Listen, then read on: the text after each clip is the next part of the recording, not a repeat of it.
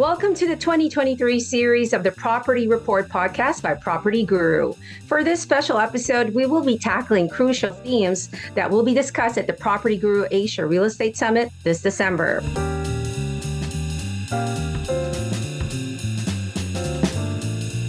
Now, for this episode, we will talk about how the food and beverage industry is influenced by real estate and vice versa.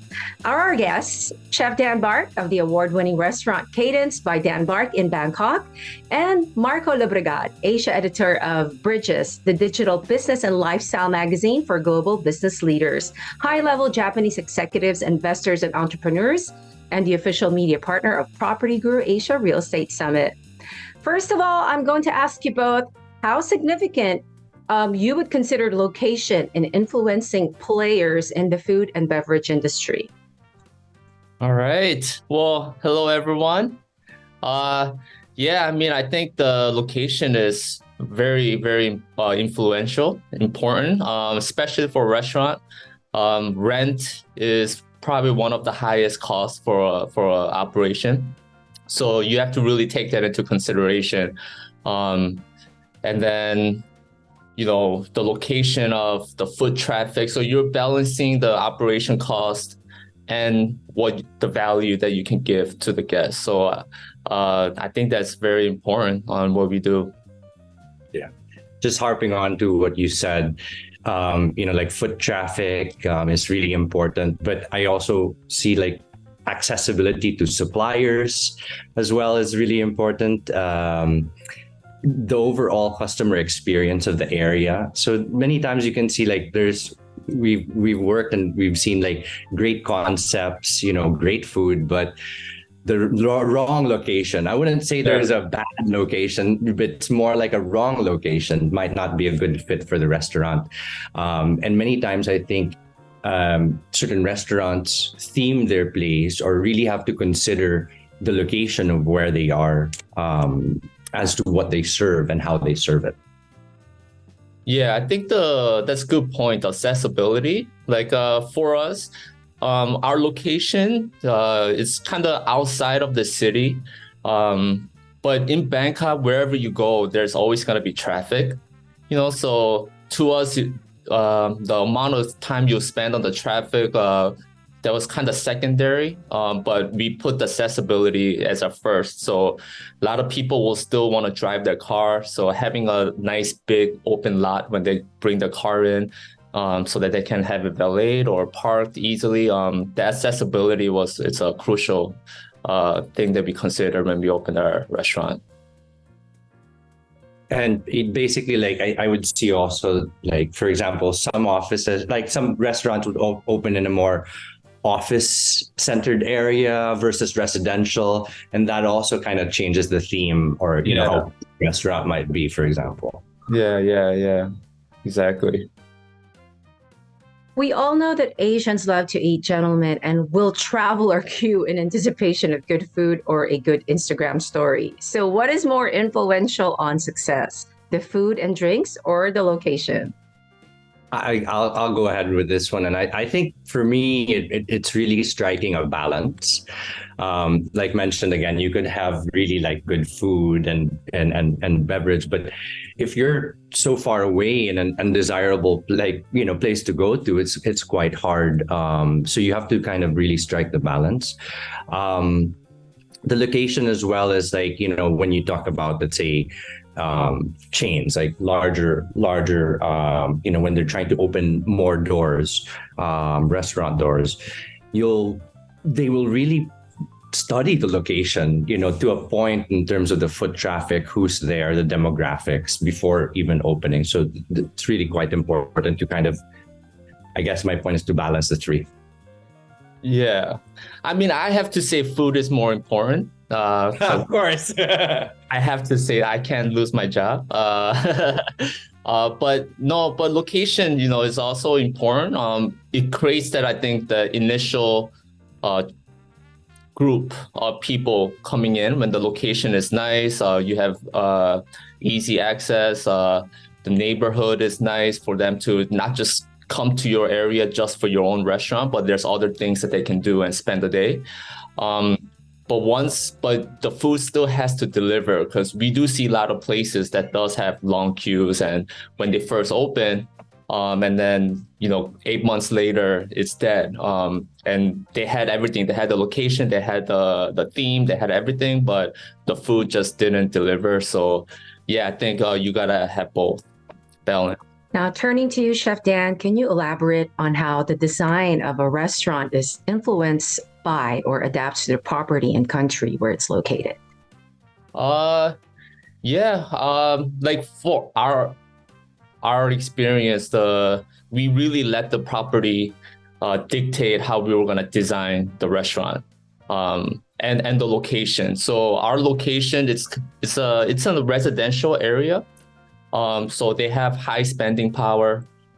So we knew like a Cadence, the fine dining restaurants would do well there. But then there's also a lot of condos being built in the area. And a lot of these condos are, very small with really small kitchens. So they're not really cooking at home. So we know there's going to be a lot of people that's going to be wanting to dine out. So I knew that I would also want a casual dining room in the same building. So once we saw the building, I could see that one side could be the fine dining, one side could be the casual dining, and the kitchen will kind of separate the two dining rooms. So we kind of let the property and the location dictate what we do, our menu. For question number 4, gentlemen, what would you say are the crucial factors in the success of a restaurant? I think Chef Dan, you should start. All right. We have the successful restaurant. Well, yeah, I think it's all the things that we've talked about, so far.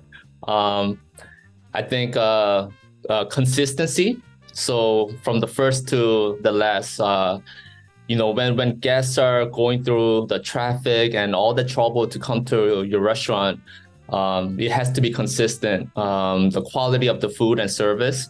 And then if they tell their friend, like, hey, you should go try this place out, they're vouching for you. So you don't want to disappoint their friends either. So you got to be consistent. I think that's important.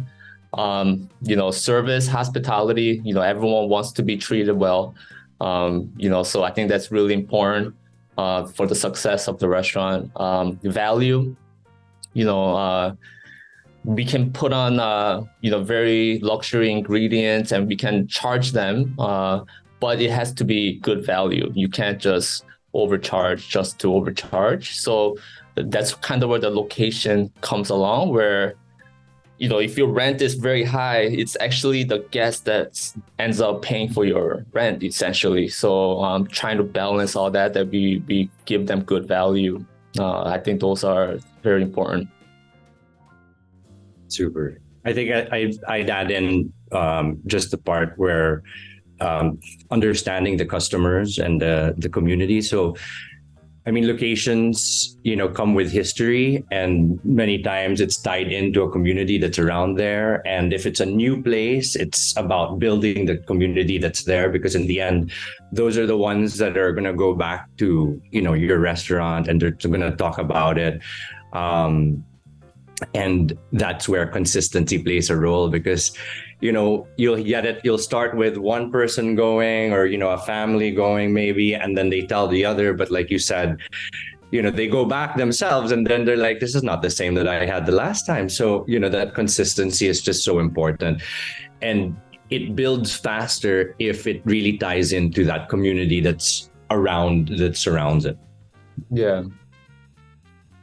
Would you agree that the real estate market is an important source of information when it comes to identifying trends in the F&B industry? I think so, yes. Definitely, like when I've worked with several restaurants as they were starting, and location had always been playing a role in terms of, let's say, like as I was talking about a while ago, the demographics or the community that's surrounded. So you understand what's there. I've also seen, I wouldn't say a trend, but it's happening in different parts of Asia as well, where they're using, let's say, heritage buildings and renovating these areas, and now that becomes like a key location for certain F&B or restaurants, F&B locators or restaurants as well. So, you know, telling the story in that place, having something distinct about that location can give insights as well to, you know, the success in the future. That made much sense. No, I think that's the market does tell, you know, it does kind of like what we talked about, you know, what's being built around. Is it more commercial? Is it more residential? Is it more, you know, condos? So letting checking your market, real estate market around your location, you can start to see the trend and then kind of dictate what you should focus on. And I think it's very tied on to with F&B. You know, I've seen some studies where like a restaurant can have an impact on the real estate market also. So like if a restaurant gets a Michelin star around the area within 5 kilometers, it could increase the value by like 5% or something like that. So, you know, the neighbors are happy. So it's very tied together, I believe. Yeah. One kind of like, I guess, plan and strategy that we had I was working years ago to help a property company. Basically, they already had their property there, but they were going to build condos, and you know they wanted to understand the community that is around them, and so we figured at that point there was no farmers market kind of, you know, community market or weekend market that was in their area, although most of the people in their area would go to weekend markets in other places, and they would be some of the best buyers actually. So we helped them create a community market, and that started to bring in traffic. They started to learn more about the community again that was around them, but also see what they wanted. So it was kind of like, you know, having that engagement with the community that was in the location. Another thing that I think about when you talk about location and insights for the real estate, for the food and beverage industry is technology now, how we use Grab and Yelp, you know, and Google Maps to look for what we're eating, when we can order it as well, or how we can order. So I've seen like, you know, some restaurants are like, why can't I order from this place? Because it's just a little outside the proximity of the app, let's say, you know, so those things also determine, and reviews, you know, so when you're looking now, you know, when you travel, any travelers coming into Thailand, which has so many travelers, you know, so when they go on, they're probably going to look at Google and see, you know, the different reviews and ratings within that location. Or normally the first thing that you type is the location, and then you look for the restaurant, right? Yeah. So yeah, those are some, you know, points I think where location really is somewhere we can get insights for the food and beverage industry. Moving on to question number 6 for Marco. Could you please give us some insights into the characteristics or features of restaurants and food in different Asian countries? So I had to think about that. Thank you for sending that that question in advance. You know, I guess in terms of similarities, one thing that I see is street food. Basically, like when I think about what ties like Asian cuisine, all of us have like I think a big love for street food, and again, that's very much based on the location. You know that like in different areas. Here in Makati in Manila, for example, you know, certain places where you can get even they call them jolly jeeps, and they're like food trucks. And we know like the people that work around have their really favorite food trucks, and some have become famous for having the best fried chicken, for example, or sisig in the area. I think that in other countries as well, like you know, I'm seeing in Japan, for example, back to what I was saying, reviving a lot of like heritage buildings, or places that tell history, and now putting food and beverage places there, like cafes and restaurants. I came about this really nice article on Time Out about like 7 nostalgic like cafes in Tokyo. And you won't even think you're in Tokyo, but it brings you back into that era and this. So people are also looking, I think, for that experience. One of the restaurants, or actually restaurant groups that we were working with for Bridges, we featured them. They're from Hong Kong, and one of the restaurants they talked about was also it's called Maison Meiji, which is in a heritage building in Wan Chai. But the theme was really about the cuisine that basically their cuisine is French and Japanese, inspired by the Meiji period, which was the restoration period when Japan opened up and, started getting influence from the West and started influencing the West as well. So the location again ties the story. They were really like, looking for that particular place.